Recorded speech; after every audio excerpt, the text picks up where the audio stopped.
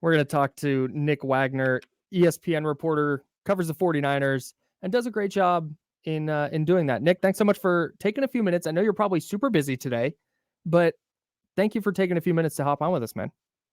Oh, well, of course. I've got to say, and first of all, congratulations to both of you guys on the new show. But James, I don't know you, but I'm happy for you. I just want to make that clear. But Kyle, man, it's so cool to be on the air with you on your show, man. You have earned this. You are a good friend of mine. I know all the hell you've been through over the last few months, and you deserve every bit of this. So not to get sappy on you guys, but this is cool for me to be on here and getting to kind of bask in this with you because you've earned it, my friend.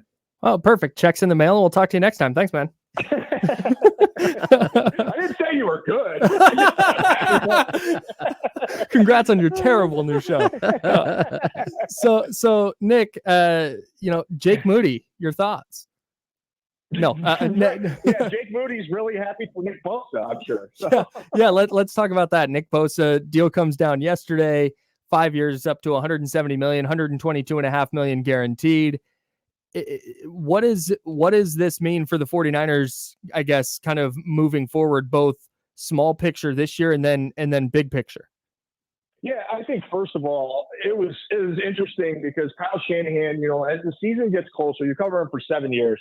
As the season gets closer, he always gets a little tighter as the season gets close, right? Like the answers in the press conferences are less expansive. He's a little less loose and things like that. He came in with the biggest smile on his face yesterday and was basically giddy for that entire press conference. And the thing is that kind of permeated the entire team yesterday. And you could just tell it was such a huge relief to get this done because I think this is the first time the Niners have felt whole since they entered the NFC Championship game in January, because they went through so much with the Purdy injury and all that kind of stuff too. And so having Purdy healthy and having Bosa under contract were like the two big pieces of off-season business.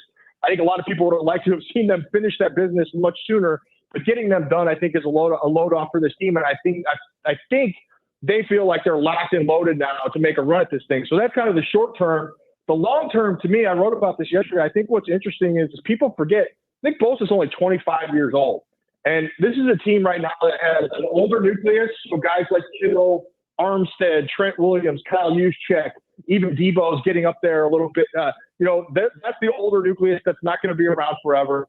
And then there's kind of a younger nucleus, which is guys like Greenlaw and Ayuk and Purdy, if all goes well. And I think Bosa and Fred Warner are kind of in the middle of those two, and they have to kind of be the bridge that keeps this train rolling. If this team is going to sustain success, which is what they say is their goal long term. So I think getting Bosa signed is huge because he can do that both with his performance, but also in kind of the example that he sets for those younger players. Yeah, Nick, I think that's a good place to start too. The window here, it feels like, they've been knocking on the door the last couple of years. They haven't been able to get over the hump, but it seems like they have a pretty great window, especially now that you have Bosa locked up for 5 years. How much does that sort of help to have the stability of one player that can anchor your defense and kind of push you forward with the hopes that a guy like Purdy will step up and become that sort of offensive anchor as well? Yeah, and you touched on it there. I mean, so much of what the future holds is going to depend on Purdy, but getting Bosa signed is significant because you would argue that it is the second most important position in football is the guy who can knock down the quarterback after quarterback. So Bosa checks that box certainly. I think yesterday was a good day for that. And so I think they have to find a way to continue to build and find stars. Like that's the kind of people talk about like the Rams window versus the 49ers window and how they've both kind of been these all-in teams. And I think there's certainly truth in that, the way that the Rams did it was less sustainable, but they got the job done. So we can't take that away from them. They won a Super Bowl. But the biggest difference between the two approaches is the Rams were finding serviceable starters in the draft, but they weren't finding big stars. They were finding the guys who could just be there to kind of help prop up their stars. And when their stars stayed healthy, they were great. It worked out fine. But when they didn't, they were lost, which is what we saw last year. Whereas the 49ers have had an knack for not just finding starters, but like legitimate stars, the guys that they're paying now, both on notwithstanding, of course, he was the number 2 pick, but the guys like Hufanga and Kittle and Warner, where they're taking, Purdy, 3rd through the 7th round, where they're finding, And that's tough to sustain. I don't know if they can do that, but having a guy like Bosa certainly gives them a leg up and gives them a little bit more wiggle room to keep looking for those guys if they're not finding them. Talking with Nick Wagoner, he covers the 49ers for ESPN. Now, Nick, you reported last night that Bosa was in Florida, flying to the Bay Area, got in last night. He's supposed to be in there today. And I knew some more information on top of that as well. But is he set to practice today? And if he does get in practices Thursday and Friday, how much do you think he plays on Sunday? Yeah, my understanding is he is going to practice today. He's going to practice tomorrow. The Niners were going to make a determination on if he plays, which I think is just academic. I think he's definitely going to play. And then the question would be, like you said, how much? And look, Kyle Shanahan, it kind of was a viral quote yesterday. It was pretty funny. He said, unless Nick comes in with a beer belly and that kind of thing, that, you know, that he's probably going to play on Sunday. Well, we saw Nick Bosa arriving on some late night videos. He certainly didn't look like he had a beer belly to me. So I think he's definitely going to play. It's just I really don't know that they're going to limit his snaps all that much. Now, do I expect him to play every snap? No, of course not. But if he plays, 45 to 50 snaps, I would not be at all surprised by that. And there is, kind of in an interesting coincidental twist here, there's precedent for it. TJ Watt on the other side of the field in 2021. Now, he did a hold in, so he was around, and he was doing some individual drills in practice that year. But he didn't have a contract. He signed 4 days before the game, went out and played. I think they played the Bills and beat the Bills in an upset win. And he had 2 sacks that day and 5 tackles and pressures or something like that. So I wouldn't be at all surprised. I think guys like that are just built in a way that they don't necessarily need all that build up. So I wouldn't be at all surprised if Nick Bosa goes out there and plays and has a good day on Sunday. Nick, in order to make this deal happen, they had to clear a bunch of cap space. And so they restructured the deals with Trent Williams, George Kittle. What exactly does this mean for the future of the San Francisco 49ers? How much does this hurt them and their ability to be flexible and do the things that they need to maintain and to sustain this run?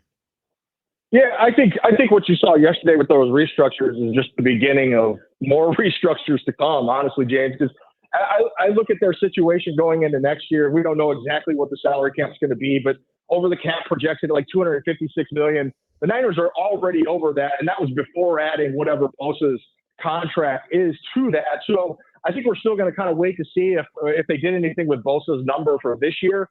If they increased it, so maybe he gets paid a little bit more up front, has a bigger cap number this year, and they use some of that cap space to do that, or if they're just kind of keeping their powder dry in case there's an opportunity to keep adding to the roster during the season, which is something that Jed York has said he wants to do after having such a good experience with it last year with McCaffrey. So I think they just want to kind of have that available to them this year. And if they don't use it, fine. If they're rolling and they don't need to make an addition, I think that's fine. They can roll that cap space over to next year. Like I just said, they're going to need it then. But the reality of this thing is with the NFL salary cap, you can kick the can down the road as many times as you want. The bills will eventually come due, but the 49ers are in a place where I know a lot of people are freaking out that, oh, Nick, they signed Nick Bosa to the huge contract. They're not going to be able to sign Brandon Knight. Yes, they will. If they want to, they will.